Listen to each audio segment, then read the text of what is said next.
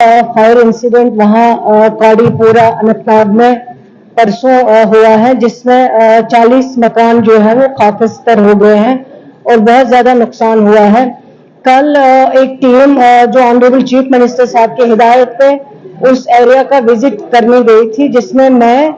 और मेरे साथ जो ऑनरेबल एमएलए पीरजादा साहब और ऑनरेबल एमएलए अल्ताफ कुलूस साहब और अब्दुल मजीद लारमी साहब, हम सब गए थे और हमने वहाँ जो वो विक्टिम्स थे उनसे बात की हुई है। काफी नुकसान हुआ है और डिस्ट्रिक्ट एडमिनिस्ट्रेशन को ऑलरेडी हिदायत दी हुई थी कि जो उनके खाने पीने का और उनके रहने का इंतजाम जो वहाँ विक्टिम्स है किया जाए, वो ऑलरेडी किया हुआ है। और कल उसके बाद हमने डिस्ट्रिक्ट डेवलपमेंट कमिश्नर और जो कंसर्न ऑफिसर्स है उनके साथ भी मीटिंग की है। Already chief ministers relief fund में से जो है पैसा जो है वो उनको दिया जाएगा और फिलहाल जो नेचुरल क्लेमिटी में वहाँ पे जो डिस्ट्रिक्ट में अवेलेबल होता है वो चेक्स भी तैयार किए गए हैं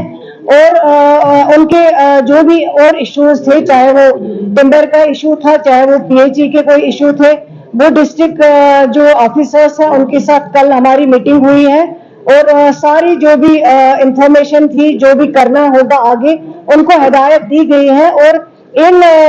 फायर विक्टिम्स को किस तरह से रिहेबिलिटेट करना है वो सरकार कर रही है, उस पर काम चल रहा है। मैं ऑनरेबल मेंबर ने ये इशू उठाया, बल्कि बहुत सारे ऑनरेबल मेंबर्स का कंसर्न है जो अनंतनाग से वाबस्ता है, उन सब ने इसमें अपना कंसर्न दिखाया। मैं उनको यकीन दिलाती हूँ इंशाल्लाह सरकार इस पे काम कर रही है। जो रिलीफ है वो रिलीफ कुछ दिया गया है, आगे भी जो रिलीफ देना है वो प्रोसेस हो रहा है और